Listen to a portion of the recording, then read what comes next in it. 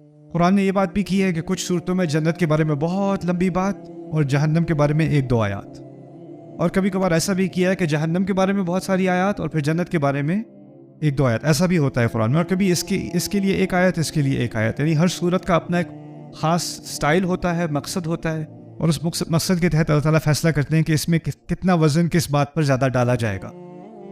اس کی ایک مثال سورۃ النساء سے یہ لی گئی ہے، اور یہاں پر اللہ تعالیٰ کہہ رہے ہیں تلک حدود اللہ، اپنے کچھ احکام بیان کرنے کے بعد کہ یہ اللہ تعالیٰ کی حدود ہیں، وہ اللہ تعالیٰ کی حدود ہیں. وَمَن يُطِعِ اللَّهَ وَرَسُولَهُ، اور جس نے اللہ تعالیٰ کی اور اس کے رسول کی اطاعت کی، يُدْخِلْهُ جَنَّاتٍ تَجْرِي مِن تَحْتِهَا الْأَنْهَارُ خَالِدِينَ فِيهَا، وہ ان کو جناتوں میں ڈال دے گا جن کے نیچے سے دریا بہہ رہے ہوں گے.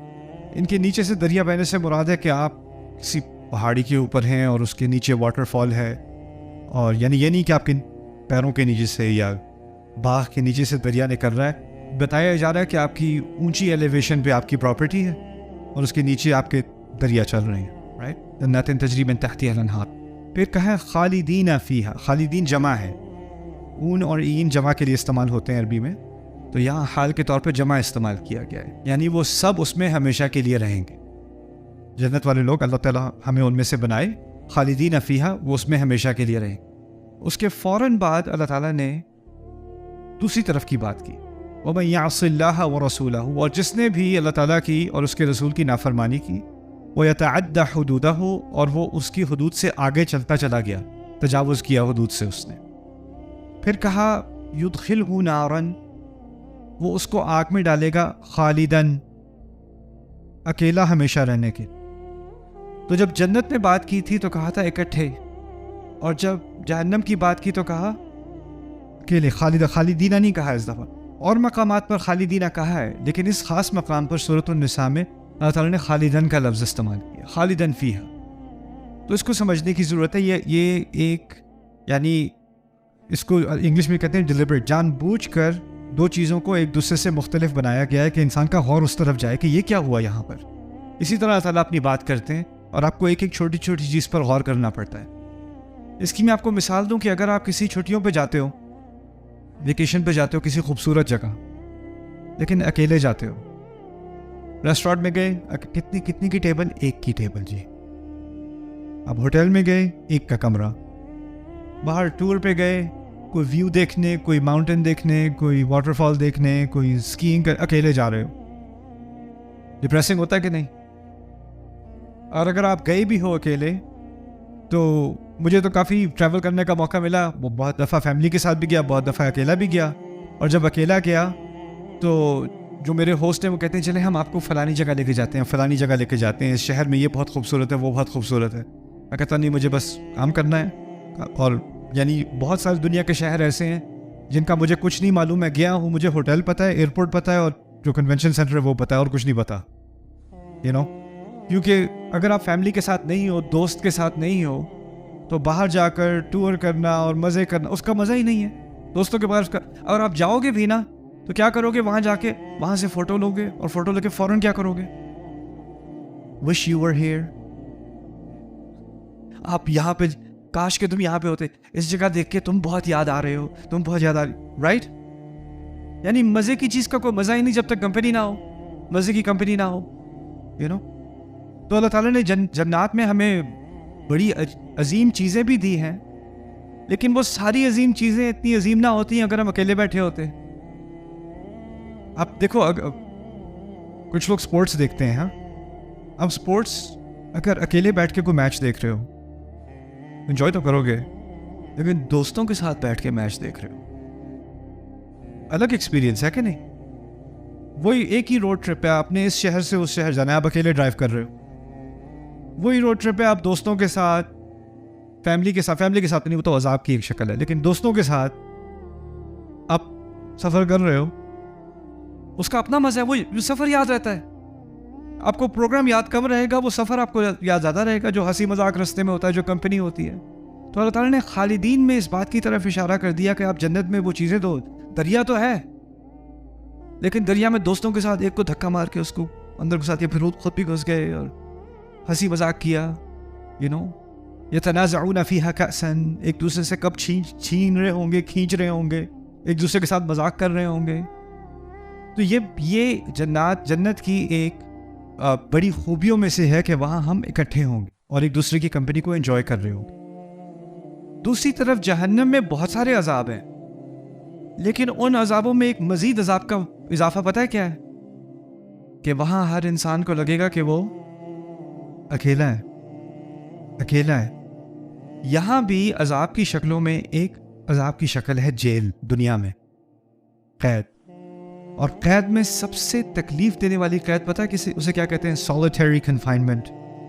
کسی کو کسی قید خانے میں ڈال دو، اس کو باقی قیدی کی آواز بھی نہیں آ رہی، کسی کو اس کی بات سن بھی نہیں رہا، وہ اکیلا ہے، اس کو اکیلے رکھو، سالوں اکیلے رکھو، 24 گھنٹے میں سے 23 گھنٹے اکیلے رکھو، نیچے سے کھانا سلپ کر دو، وہ پاگل ہو جائے گا. یعنی اس کو باہر سے ٹارچر کرنے کی ضرورت نہیں ہے، اس کا اکیلا پن اس کو ٹارچر کر رہا ہے.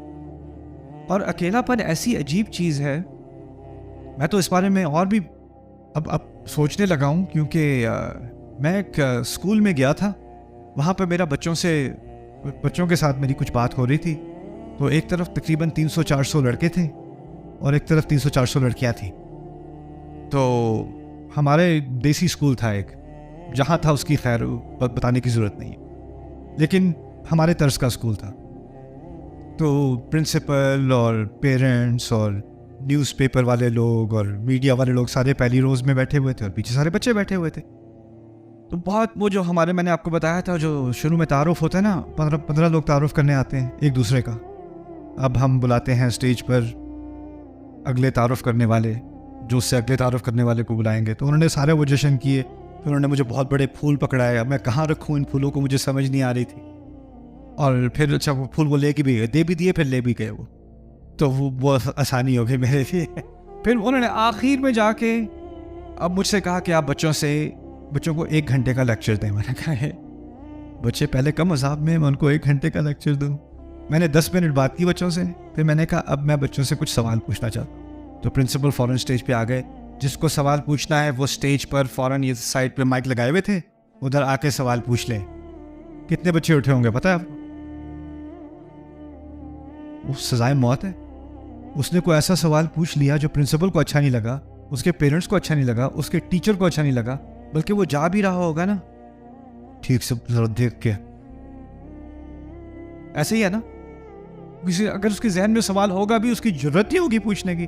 تو مجھے پتا تھا اس بات کا. تو میں نے کہا دیکھیں ایسا کریں، کیمراز وغیرہ آف کر دیں، میں مائک بھی آف کر رہا ہوں، میں ادھر بچوں کے سیکشن میں جا رہا ہوں. آپ میں سے کسی نے پوچھنا ہونا سوال، پیرنٹس اور ٹیچرز وغیرہ آپ پیچھے رہیں، آپ ساتھ نہ آئیں. آپ میں سے جس نے کوئی سوال پوچھنا ہے آپ مجھ سے پوچھ لیں. اور پھر میں وہاں سے ہو کے I went to the boys section. یہاں 3 گھنٹے لگے، وہاں 3 گھنٹے لگے، اور وہ چھوڑے ہی نہ، پوچھے جائیں. اور پہلے آپ کو لگے کہ ان کی تو بولتی نہیں ہے، تو ان کے تو منہ سے کوئی آواز ہی نہیں نکلتی ان کے. اور جب آپ اندر جا کے آپ نے وہ فارمیلٹی ہٹا دی نا، تو ان کی بولتی بند نہیں ہو رہی. اتنی باتیں سیکھی میں نے ان سے، لیکن میں نے جو بات سیکھی جس نے مجھے بہت ڈرایا، پتہ کیا تھی؟ اس میں سے تقریباً 50-60 بچیوں نے ایک ہی سوال پوچھا، What do you do if you feel alone? میں فیملی میں تو ہوں، میرے پیرنٹس تو ہیں، میری بہن تو ہے، لیکن مجھے لگتا ہے میں ہمیشہ اکیلی ہوں، مجھے لگتا ہے میرے ساتھ کوئی بھی نہیں ہے، تو میں کیا کروں؟ اور پھر مجھے ایک بچی نے پوچھا ہوتا تو ٹھیک ہے، میں کہتا کوئی بات بتا دیتا اس کو. دوسری نے پوچھا، تیسری نے پوچھا، چوتھی نے پوچھا، فرنٹ سیکشن میں پوچھا، بیک سیکشن میں پوچھا. میں نے کہا یہ تو کچھ اور ہی معاملہ ہے. تو امریکہ واپس جانے کے بعد میں نے پھر کچھ چائلڈ سائیکالوجسٹ سے بات کی، کچھ سوشل ورکرز سے بات کی، کچھ ٹین کاؤنسلرز سے بات کی کہ کیا سچویشن ہے.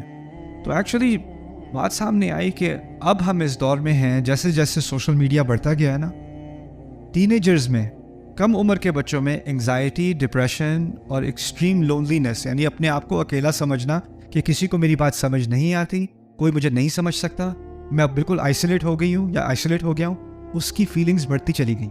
اور دنیا جہاں میں کم عمر کے بچوں میں سوئسائڈ بڑھ گئی ہے. اور یہ بھی ایک عذاب کا ہی منظر ہے نا. یہاں پر کہا یدخلہ نارا خالدا فیہا، اکیلا اس کو آگ میں جلایا جائے گا. یعنی اکیلا پن بھی ایک طرح کی آگ ہے، اکیلا پن بھی ایک طرح کا عذاب ہے.